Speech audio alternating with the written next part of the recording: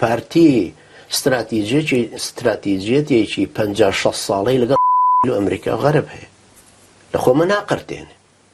ناشتوانێ بێقرتێن مامۆستا ئەو قسەیە زیاتر هی دەوڵەتە عەرەبیەکانەکە کورد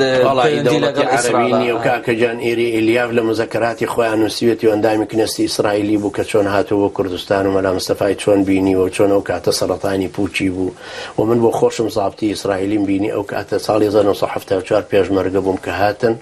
سام ستەیان تاقی کرد سام سەبعەیان تاقی کردەوە کە لەسەر شانە تەقێن خۆشم بینی من لە گەروی بێشە